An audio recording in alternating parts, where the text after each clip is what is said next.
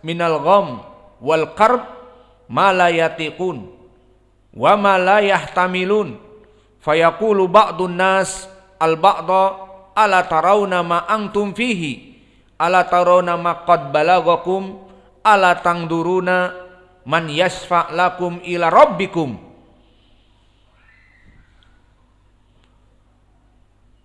Di dalam keadaan manusia di mahsyar yang disebutkan di dalam hadis ini, Nabi mengatakan, aku adalah sayyidnya seluruh manusia hari kiamat. Nabi adalah the Lord dari sayyidnya manusia di hari kiamat. Bagaimana itu? Disebutkan di saat manusia dikumpulkan dari awal penciptaan Adam sampai akhir zaman, fi sa'idin wahid, di tempat yang satu, di padang mahsyar. Maka pada saat itu dalam keadaan panas, di mana matahari diturunkan hanya 1 mil, seperti di hadis Muslim dari Miqdad ibn al-Aswad, tudna syamsu ala ru'usil khalaiq bimiqdari mil, bahwa matahari akan diturunkan hanya jarak 1 mil saja, dan 1 mil adalah 1 kilo 200 meter. Maka dekat sekali.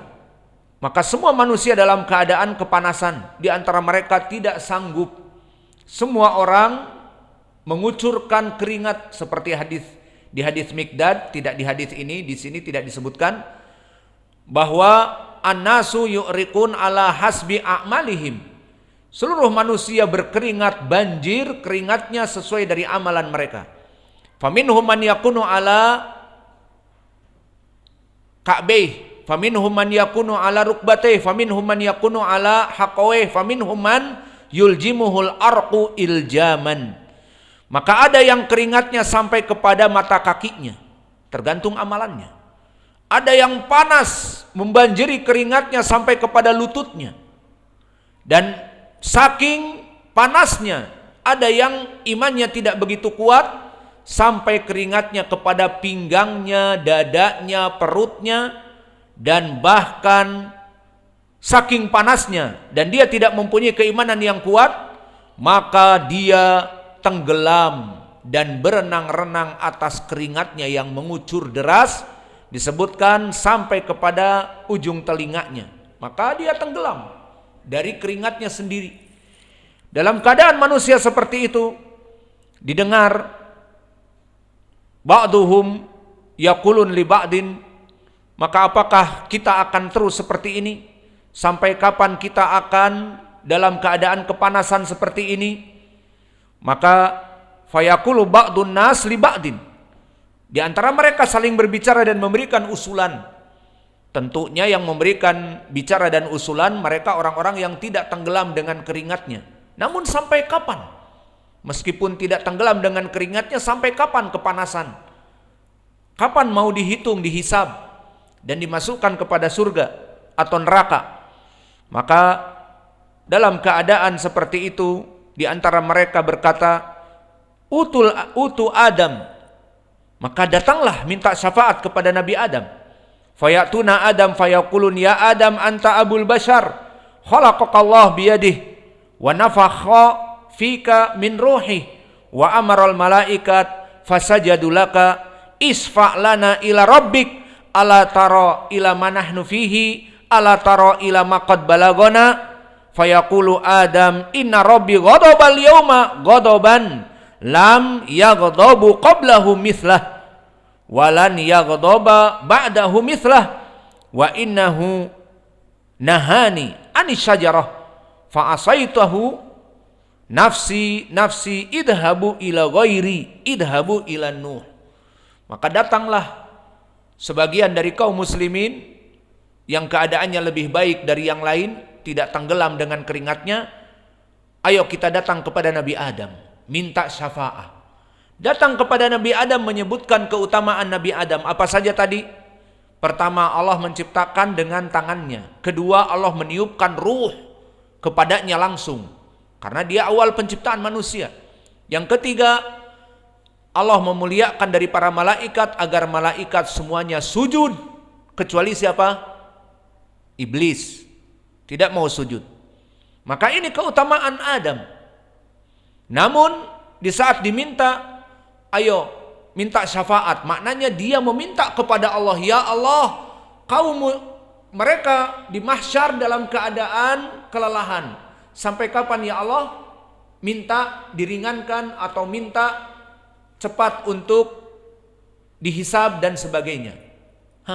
Di sini yang diinginkan oleh manusia kepada Nabi Adam. Dan Nabi Adam mempunyai keutamaan di sisi Allah tadi. Diciptakan dengan tangannya, ditiupkan ruh langsung oleh Allah, dan juga disuluh para malaikat bersujud kecuali iblis. Ini keutamaan yang besar. Namun Adam teringat bagaimana dia meminta kepada Allah, dan dulu Allah murka. Di saat disebutkan fala taqrabu hadhihi syajarah, fala taqraba hadhihi syajarah, janganlah kalian berdua mendekati pohon ini, dan bahkan mereka mendekati dan memakannya. Maka aku tidak pernah melihat Allah marah seperti marahnya kepadaku pada hari itu. Maka aku sekarang minta kepada Allah syafaat untuk kalian. La nafsi nafsi. Semua orang dengan permasalahannya sendiri-sendiri. Aku tidak bisa datang kepada Allah. Itu maknanya. Maka syafa'ah al-kubra di sini tidak mampu para nabi. Datang kepada siapa setelah itu? Kata Adam, pergi kepada Nuh. Idhabu ila Nuh. Pergi, aku tidak mampu. Datang kepada Nuh dan memuji. Dari apa keutamaan Nuh? Maka datang kepada Nuh dan mengatakan, ya Nuh anta awal rusul. Maka Nuh dari keutamaannya dia awal rasul. Bukannya Adam, bukan. Adam bapaknya dari manusia. Namun awal yang mendakwahkan tauhid adalah Nuh, seperti di dalam hadis ini. Anta awal rasul ilal ard wa samakallah abdan syakura. Dan disebutkan keutamaan yang kedua, Nuh itu sebagai abdan syakura, hamba yang bersyukur, berdakwah 950 tahun. Bisa berdakwah 950 tahun. Usia kita berapa? Wallahu alam 80, 70, 90. Ini 950 tahun. Alfa ila khamsina am. 1000 dikurang 50. Berdakwah 950 tahun. Siapa yang mengikuti sedikit? Tidak seperti dakwahnya Nabi Muhammad. Diikuti oleh next generation. Setelah kita kaum muslimin di zaman now, juga di zaman setelah kita, di zaman sampai akhir zaman banyak pengikutnya. Adapun Nuh yang mengikuti Nabi hanya sedikit. Maka akhirnya keutamaan Nuh di sini sebagai abdan syakura, sebagai hamba yang pandai bersyukur, mereka meminta isfa'lana ila rabbik. Maka mintalah syafaat kepada Rabb kamu. Ala tarau ma nahnu fihi, ala tarau ma qad balagona. Maka lihatlah kami dalam keadaan kelelahan, kepanasan. Maka apa yang dikatakan oleh Nuh alaihi salam, inna rabbi qad ghadabal yawma ghadaban lam yaghdab qablahu mithlahu walan yaghdaba ba'dahu mithlahu wa annahu qad kanat li da'watun da'autu biha ala qaumi nafsi nafsi idhabu ila Ibrahim. Maka di sini meminta udur Nuh karena mempunyai dosa. Karena anaknya, dia sangat mencintai anaknya, maka Nabi Nuh berdoa kepada Allah agar anaknya diselamatkan dari api neraka dan sebagainya. Maka disebutkan di sini bahwa Allah marah kepada Nuh. Dan aku, kata Nuh, tidak pernah melihat Allah semarah itu. Maka dia tidak bisa meminta kepada Allah, merasa dirinya tidak mampu. Maka kalau begitu pergi kepada Ibrahim. Maka disebutkan, kita ringkas saja, mereka datang kepada Nabi Ibrahim dan memuji Nabi Ibrahim, yang mana Ibrahim disebutkan dengan Khalilur Rahman, bahwa Ibrahim adalah Khaliluh min ahlil ard. Dia adalah Nabi yang Khaliluh, yang dicintai oleh Allah Jalla wa'ala. Maka Ibrahim pun mengatakan idhabu ila ghairi, pergi kamu kepada selainku, maka Allah telah murka kepadaku. Maka disebutkan di beberapa riwayah kadabatihi, tentang pendustaan dia. Ibrahim alaihissalam pernah melaksanakan dusta dan dia merasa Allah marah kepadanya. Maka pergi dariku, aku tidak mampu menghadap kepada Allah memberikan syafaat, memberikan kepada kalian keselamatan, minta kepada Allah tidak mampu. Idan idhabu ila ghairi idhabu ila Musa. Maka pergilah kepada Musa. Dan di saat mereka pergi kepada Musa sama menyebutkan keutamaan Musa alaihi salam. Maka dikatakan bahwa dari keutamaan Musa alaihi salam bahwa Nabi Musa kalimur rahman. Nabi Musa adalah nabi yang diajak bicara oleh Allah dan membawa risalah dengan risalah Taurat. Adapun orang-orang mereka mengatakan the 10 commandment, 10 risalah, 10 perintah dari Allah. Maka ini makna dari faddalallahu birisalatihi wa bitaklimihi 'alan nas. Maka engkau telah mempunyai 2 keutamaan, diturunkan risalah Taurat dengan lempengan Tauratnya, dan juga yang kedua adalah dengan Allah berbicara kepada Musa. Maka tidak ada nabi-nabi yang lain yang berbicara langsung dengan Nabi Musa, dengan Allah. Begitupun Nabi Muhammad, diturunkan Al-Quran melalui Jibril. Adapun Musa maka langsung berbicara dengan Allah seperti di dalam hadis ini. Dan di ayat Al-Quran, wa kallamallahu Musa taklima, dan Allah berbicara dengan Musa benar-benar pembicaraan. Dan dipanggil di Wadil Aiman, ya Musa. Allah memanggil Musa dengan seruan ya Musa. Maka berbeda dengan para nabi yang lain. Maka ini keutamaan. Namun Musa mengatakan idhabu ila ghairi, maka pergilah kepada selainku, karena Allah telah murka kepadaku.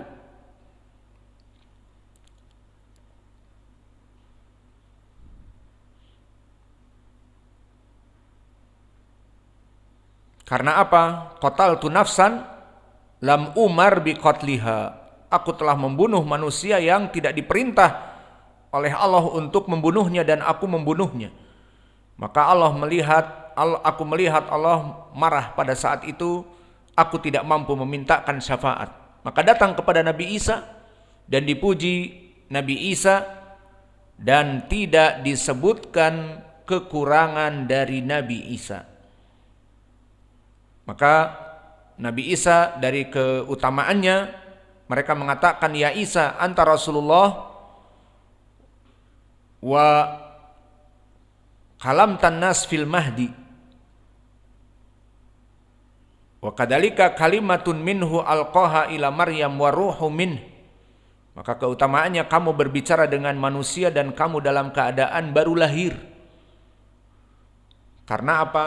Maryam telah bernadar seperti di surat Maryam, ini nadartu yauman falan ukallimal yauma insiya. Ini nadartu lirahmani sauman falan ukallimal yauma insiya. Bahwa aku bernadar untuk tidak berbicara, menahan pembicaraan dengan manusia. Falan ukallimal yauma insiya, tidak berbicara dengan siapapun. Maka di saat pulang ke desanya setelah melahirkan Isa alaihi salam ditanya, bagaimana, siapa bapaknya anak ini, lahir bapaknya mana dan sebagainya. Maka ini nadartu lirahmani sauman, maka aku telah bernadar untuk tidak berbicara kepada Allah. Maka ditunjukkan kepada Isa ibnu Maryam, dan Isa berbicara, bapakku dan aku diutus, seperti di dalam surat Maryam, menjadi seorang nabi. Maka ini keutamaan dari Isa namun di sini tidak disebutkan Isa dari kekurangan dan dosanya kepada Allah. Namun tetap dalam keadaan tidak mampu. Maka dikatakan idhabu ila ghairi idhabu ila Muhammad. Maka datanglah kepada Nabi Muhammad. Fayaqulun ya Muhammad anta Rasulullah wa khatamal anbiya wa ghafarallahu laka ma taqaddama min dzambika wa ma ta'akhkhar. Maka ini keutamaan dari Nabi Muhammad, di mana dia sebagai penutup para nabi. Ini keutamaan yang besar, karena semua ajaran yang dibawa oleh Nabi mulai dari Nuh sampai kepada Isa semuanya harus di bawah ajaran Nabi Muhammad sallallahu alaihi wasallam sebagai penutup. Dan juga telah diampuni dosa-dosanya seperti di dalam surat Al-Fatah juga, dosa yang terdahulu dan yang akan datang. Maka mengadu, lihatlah bagaimana keadaan kami. Kami dalam keadaan kepanasan dan sebagainya. Fangtolako, maka Nabi di sini tidak mengatakan idhabu nafsi, pergilah kepada selainku. Semua orang menanggung dosanya sendiri-sendiri, tidak. Kemudian fa'ati tahtal ars, fa'aqa'u sajidan li rabbi. Maka kemudian aku bersujud di bawah ars dan terus bersujud, dan Allah mengilhamkan kepadaku pujian-pujian atasnya. Kemudian dikatakan ya Muhammad irfa' ra'sak sal tu'tah wasfa' tusyaffa'. Farafa'a ra'si farfa'u ra'si fa'aqulu ya Rabb ummati ya Rabb ummati. Maka dikatakan oleh Allah ya Muhammad adkhilil jannah min ummatik, dan seterusnya. Syahidnya di sini bahwa Nabi Muhammad pemberi syafaat, di mana para nabi pada saat itu tidak mampu untuk memberikan syafaat. Dan syafaat ini dinamakan syafaatul uzma, syafaat yang besar yang mana para nabi tidak mampu untuk memberikan syafaat. Lalu setelah itu dari syafaat ini dimulailah proses penghisaban. Dan di hadis yang terdahulu di Sahih Al-Bukhari yang telah kita bahas, bahwa dari keutamaan kaum muslimin dari kaum yang lain apa? Nahnul akhirun awaluna fil hisab, awal man yuhasab. Bahwa kita orang-orang terakhir, namun kita orang-orang yang pertama kali dihisab. Maka di riwayat Muslim, awal man yadkhulal jannah, bahwa kaum muslimin orang-orang pertama yang masuk kepada surga. Maka ini dari keutamaan kaum muslimin, dan ini pun syafaatil uzma, karena syafaatnya Nabi yang sangat agung di sisi Allah, sampai para nabi yang lain pun tidak mampu untuk meminta syafaat, takut kepada Allah.